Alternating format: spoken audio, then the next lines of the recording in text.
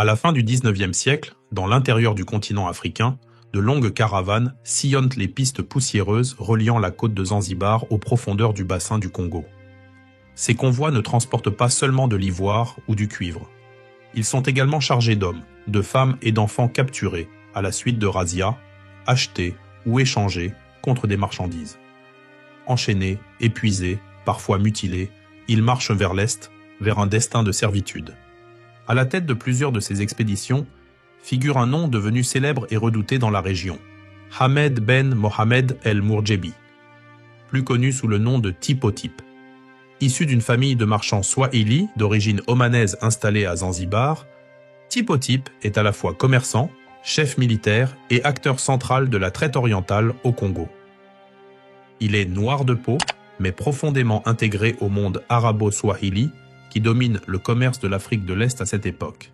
Il parle l'arabe, mais commande en swahili. Il prie comme un musulman, mais organise des expéditions de capture de populations africaines. Tipo Tip incarne une complexité historique que les récits simplifiés peinent à saisir.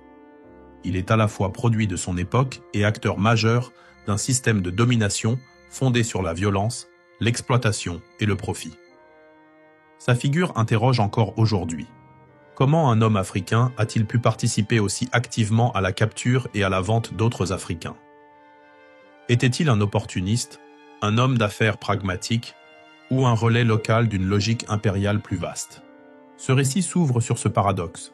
Un homme africain, à la tête d'un empire marchand bâti sur l'asservissement de ses semblables. Une histoire qui oblige à regarder en face les zones d'ombre de la mémoire africaine et les responsabilités partagées dans la traite négrière.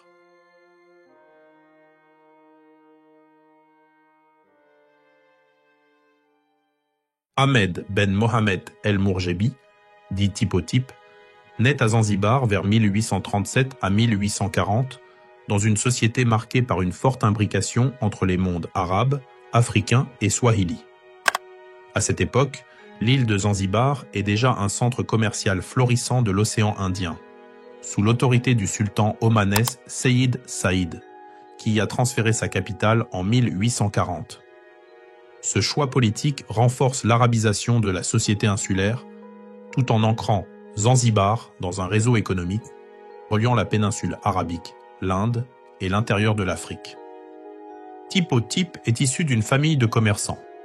Son père, Mohamed Ben Juma El Mourjebi, est un négociant d'origine omanaise installé de longue date dans l'île. Sa mère, selon plusieurs sources, serait issue des populations locales, probablement d'origine Nyamwezi, ou d'une autre ethnie de l'intérieur. Ce métissage est caractéristique de la société swahili, qui repose depuis des siècles sur les contacts entre arabes, persans et populations côtières africaines. Dès les premières décennies du XIXe siècle, Zanzibar devient un nœud central de la traite des esclaves et du commerce de l'ivoire. Sous l'impulsion du sultan Seyyid Saïd, l'économie de l'île se développe grâce aux plantations de girofliers et à l'intensification des échanges avec le continent africain. Le recours à la main-d'œuvre servile, à la fois pour les plantations et pour l'exportation vers le Moyen-Orient ou les Indes, confère à la traite une importance capitale. En parallèle, les caravanes commerciales vers l'intérieur, jusqu'au Congo, prennent une ampleur nouvelle. C'est dans ce contexte que grandit Tipo Tip. Un monde où les identités sont multiples, mais où les hiérarchies sont claires. Il est africain par sa naissance, arabe par sa culture et son patronyme, musulman par sa foi, marchand par vocation. Noir de peau, mais intégré à l'élite commerçante swahili, il appartient à une catégorie sociale qui joue un rôle intermédiaire entre les puissances du monde arabe et les sociétés de l'intérieur du continent.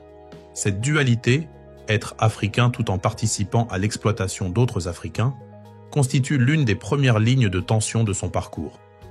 À Zanzibar, cette contradiction est institutionnalisée. C'est un centre africain d'un système esclavagiste arabo-musulman. Tipo Tip va s'en emparer, l'amplifier et l'étendre vers des zones encore peu explorées par les grandes puissances commerciales.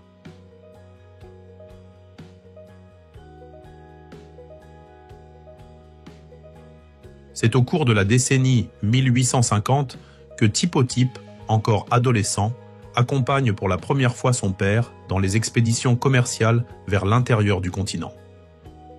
Les premières étapes se déroulent sur les grandes routes caravanières reliant Zanzibar, la côte Swahili et les marchés d'Unyamwezi, autour de Tabora, puis vers Ujiji, un port d'envergure sur les rives du lac Tanganyika. Ces caravanes, longues de plusieurs centaines de personnes, sont l'épine dorsale du commerce oriental africain. Elles transportent des perles, du cuivre, des tissus indiens, mais surtout des armes à feu, monnaie d'échange principale contre de l'ivoire et des captifs humains.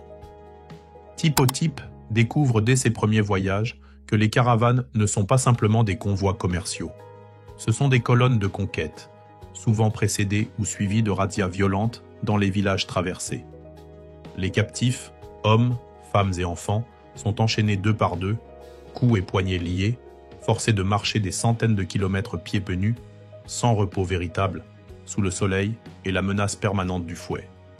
Beaucoup meurent en route, de soif, d'épuisement, de maladie, et sont abandonnés sans sépulture. Tipo-Tip apprend aussi à gérer ces pertes humaines comme on gérerait une casse logistique. Il faut maintenir la cadence, éviter les évasions, punir pour l'exemple. C'est dans ces conditions qu'il s'initie à l'administration de la terreur. À Tabora, il observe le fonctionnement du plus grand marché intérieur de captifs de la région. Il y apprend la valeur des corps, selon l'âge, le sexe, la robustesse, et la manière de marchander des vies comme des biens. Dans certaines caravanes, les plus faibles sont exécutés d'une balle ou d'un coup de machette, pour ne pas ralentir le convoi. L'économie caravanée, aussi rentable soit-elle, repose intégralement sur une logique de brutalité. Plus loin vers l'ouest, Tipo-Tip rencontre les Nyamwezi, réputés pour leur efficacité comme porteurs et leurs réseaux commerciaux. Il négocie aussi avec les Luba et les Mba, peuples organisés, dotés de chefs puissants et parfois eux-mêmes engagés dans le commerce d'êtres humains en tant que fournisseurs ou alliés. Ces populations ne sont pas passives. Elles commercent, mais aussi résistent, et c'est souvent dans la violence que se règle l'issue de ces échanges. Malgré son jeune âge, Tipo-Tip se distingue rapidement. Il apprend à maintenir la discipline dans les caravanes, à réprimer les rébellions, à user de diplomatie avec les puissances locales, et surtout à ne jamais montrer de faiblesse. Il comprend que la réussite ne dépend pas uniquement de la négociation, mais du rapport de force, et que la peur est un outil de commandement aussi précieux que l'or. Ses premiers voyages ne font pas de Tipo-Tip un chef, pas encore. Mais il forge son regard. Il lui enseigne que la domination passe par le contrôle du mouvement, des routes, des armes et des corps. Que les cris d'un enfant enchaîné ou les larmes d'une femme capturée ne sont, dans cette économie, que des variables négligeables. C'est là, dans la poussière de la savane et l'odeur de la chair meurtrie, que se forment les fondations d'un futur empire.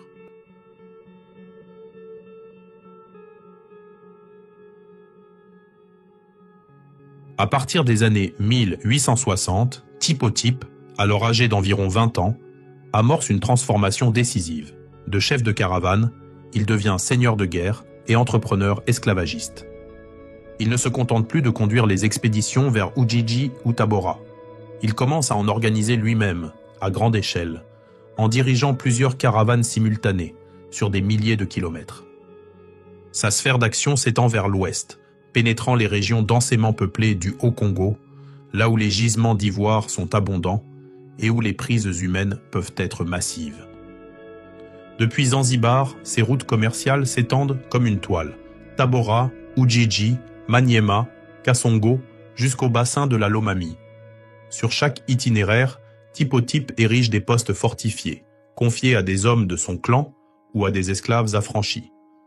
Ces avant-postes servent non seulement de points de contrôle logistique, mais aussi de centres de tri humain, où les captifs sont regroupés, sélectionnés, entraînés ou enchaînés, en attendant leur transfert vers la côte ou leur incorporation aux caravanes.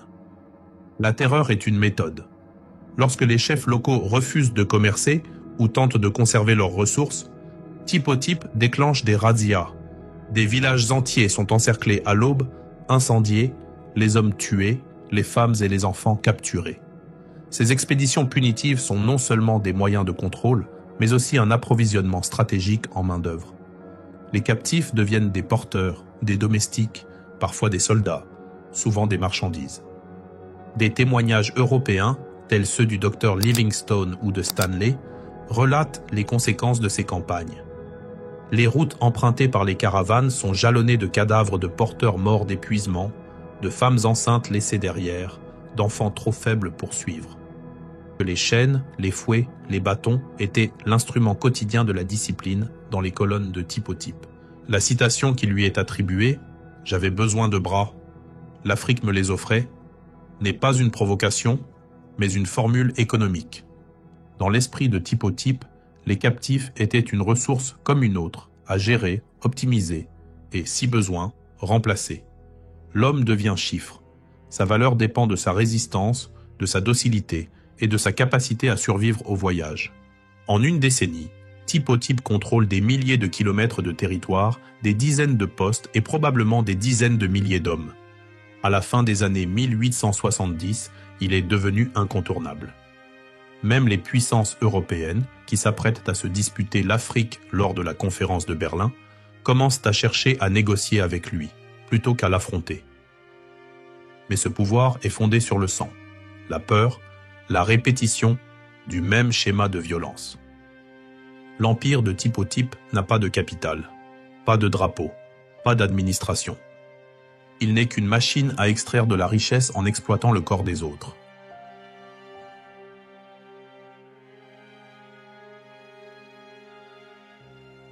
À partir de 1876, type au type entreprend un tournant décisif dans son expansion.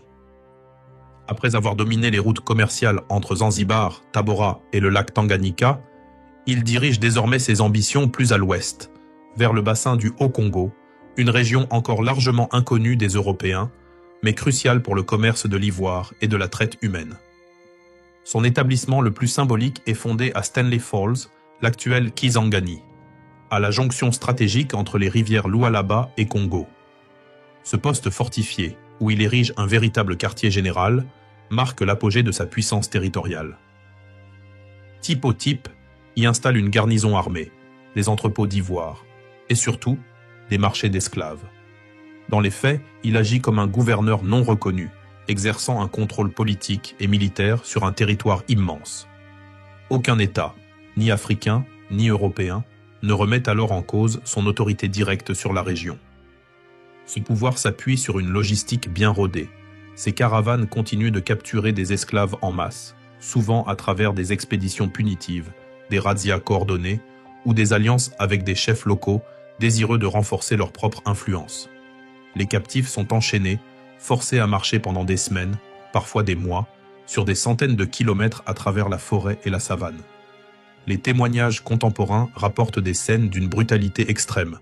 Des captifs affamés, fouettés à mort en cas de faiblesse, des enfants séparés de leur famille. Dans ces postes comme à Stanley Falls, type au type instaure un système de terreur organisé, combinant esclavage, rançonnage et exploitation commerciale. Les esclaves sont utilisés comme porteurs, soldats, cultivateurs ou monnaie d'échange. Ceux jugés faibles ou inutiles sont abandonnés, exécutés ou revendus à perte. L'ivoire est traité comme la ressource reine, mais c'est l'exploitation humaine qui rend possible son extraction, son acheminement et sa commercialisation. C'est dans ce contexte que Henry Morton Stanley, alors au service du roi des Belges Léopold II, rencontre type au type à plusieurs reprises. L'explorateur britannique, impressionné par l'organisation, la discipline militaire et la richesse du chef arabe africain, négocie avec lui des accords logistiques pour faciliter le passage des Européens sur le fleuve Congo. Stanley décrit type au type comme l'homme le plus puissant de la région, capable de lever des milliers d'hommes armés et de faire tomber des villages entiers en une journée. Ce dialogue entre les deux hommes préfigure un basculement. Type au type devient peu à peu un intermédiaire incontournable dans les projets impérialistes européens, tout en poursuivant ses propres affaires d'une extrême violence esclavagiste. Il est désormais perçu par les Européens non plus comme un commerçant local, mais comme un acteur géopolitique, dont la collaboration pourrait être utile dans la conquête du Congo. Ainsi, à Stanley Falls, type au type n'est pas un roi au sens européen du terme, mais il en incarne toutes les fonctions. contrôle du territoire, pouvoir militaire, autorité économique et domination sociale. Il devient un roi sans couronne, régnant par la peur, l'or blanc de l'ivoire et le sang de ses captifs.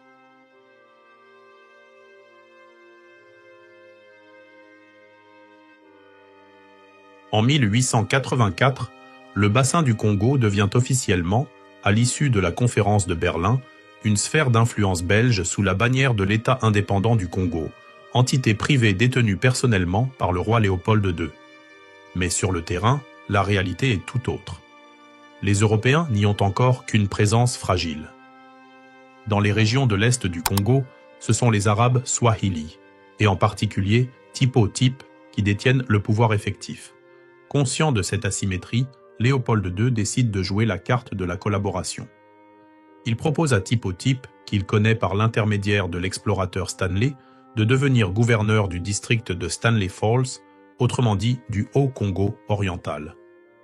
L'offre est officialisée en 1887. Tipo-Type accepte, obtenant ainsi une reconnaissance officielle de son autorité sur une vaste portion du territoire congolais, tout en conservant l'essentiel de ses réseaux commerciaux et de ses structures militaires. Cette alliance est fondée sur un calcul mutuel. Pour Léopold, c'est un moyen d'étendre son contrôle nominal à l'est du pays, sans y envoyer immédiatement des forces armées belges coûteuses. Pour Tipo-Type, c'est l'opportunité d'élargir son emprise sous couvert de légitimité, tout en continuant à exploiter l'ivoire et à maintenir son système d'approvisionnement en main-d'œuvre servile. Mais cette collaboration ne va pas sans tension. Dans les faits, Tipo-Type poursuit ses propres affaires, indépendamment des intérêts de Léopold II. Il continue à organiser des caravanes, à lever des taxes, à étendre ses réseaux vers le Lomami et le Lualaba. De leur côté, les Belges multiplient les postes dans les environs, surveillant les mouvements arabes et cherchent à implanter une administration coloniale directe. Le Haut-Congo devient ainsi un théâtre de rivalité feutrée, une guerre froide locale, entre Arabes, Belges et parfois Anglais, chacun cherchant à étendre son influence, à contrôler les routes commerciales et à imposer sa vision du territoire. Tipo-Type, dans cette configuration, apparaît comme une figure intermédiaire, à la fois partenaire et obstacle, reconnu mais surveillé, incontournable mais suspect. La question demeure, était-il un traître à ses alliés arabes et africains, ou un stratège pragmatique, naviguant entre puissances pour préserver son empire? L'histoire ne livre pas de réponse univoque. Mais cette ambivalence constitue l'un des traits marquants de sa trajectoire politique et personnelle.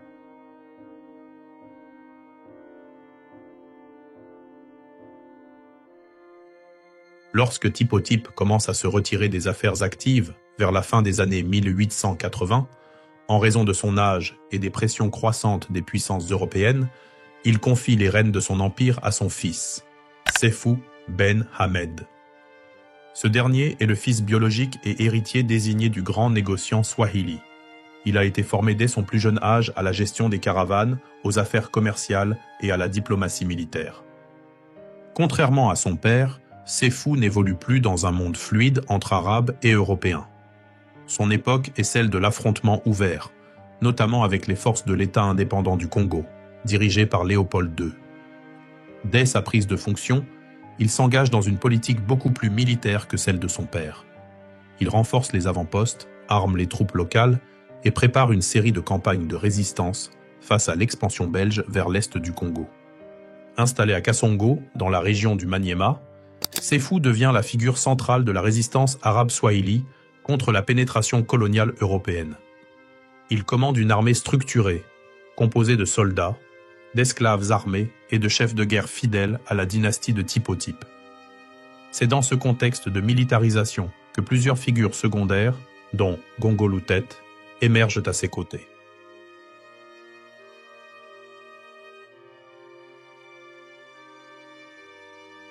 En 1892, le climat est devenu explosif dans l'est du Congo.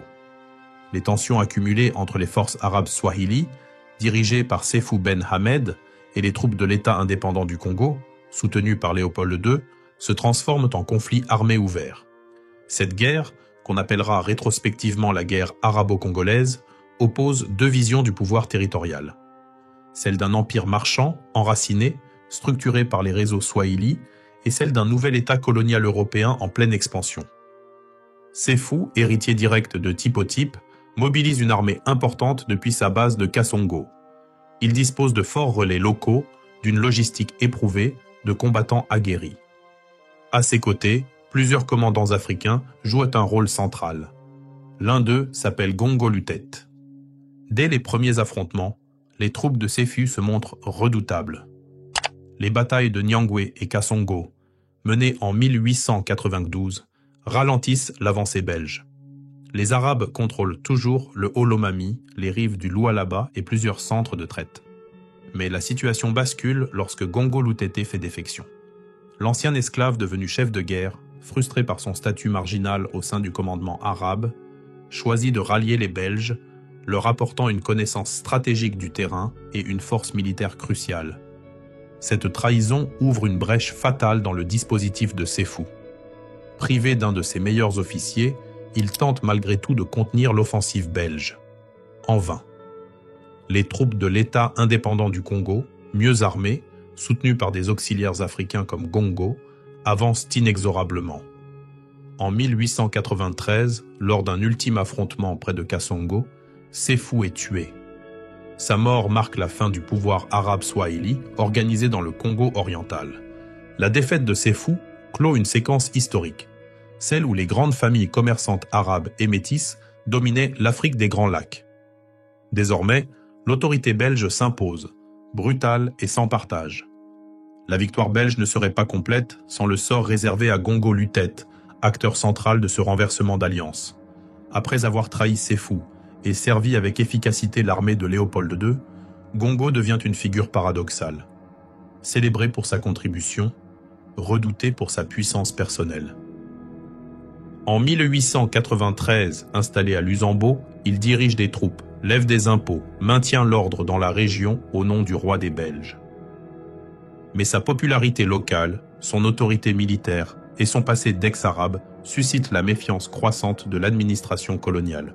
Officiellement accusé d'avoir comploté contre l'État, peut-être à tort, Gongo Lutet est arrêté, jugé en hâte et condamné à mort. L'exécution est brutale et symbolique. Il est pendu, puis fusillé immédiatement après, comme pour s'assurer que sa voix ne se relèvera plus jamais. Ce geste, loin d'être isolé, illustre la logique coloniale de l'époque. Les collaborateurs africains, aussi utiles soient-ils, restent des hommes à abattre dès lors qu'ils ne servent plus l'ordre impérial. Ainsi se clôt le parcours de Gongo Lutet, esclave devenu chef de guerre, traître devenu auxiliaire colonial, puis victime d'un système qui n'avait de place que pour la soumission totale.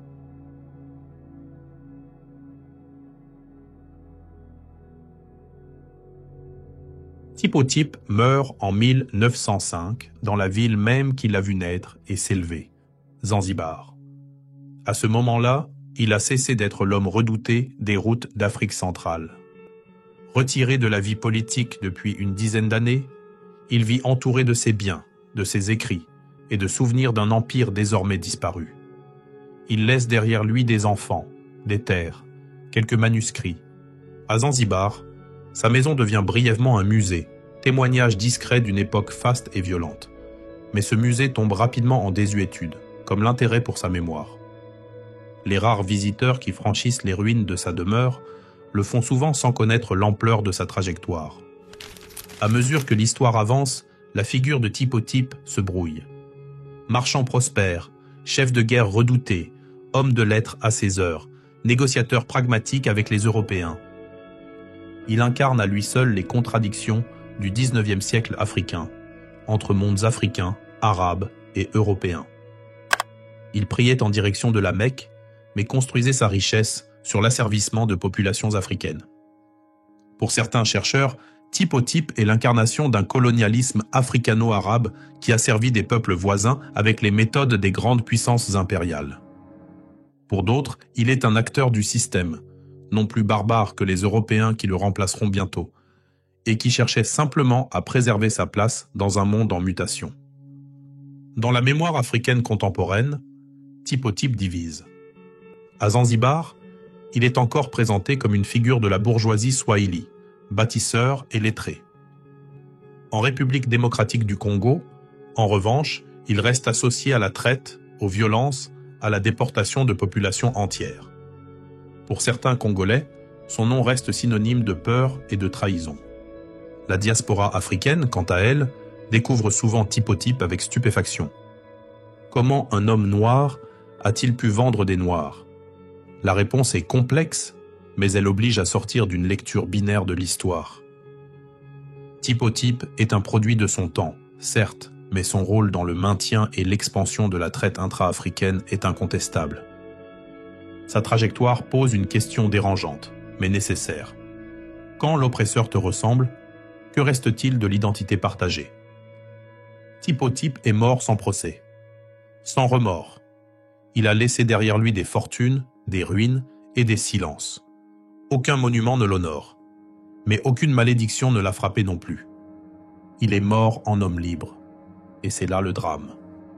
Aujourd'hui, en RDC, en Tanzanie, à Zanzibar, dans la diaspora, le nom de Tipo Type ne doit pas être oublié. Non pas pour glorifier, mais pour prévenir. Souviens-toi, il était noir, et il vendait des noirs. Il parlait notre langue, et il brisait nos chaînes sur nos coups.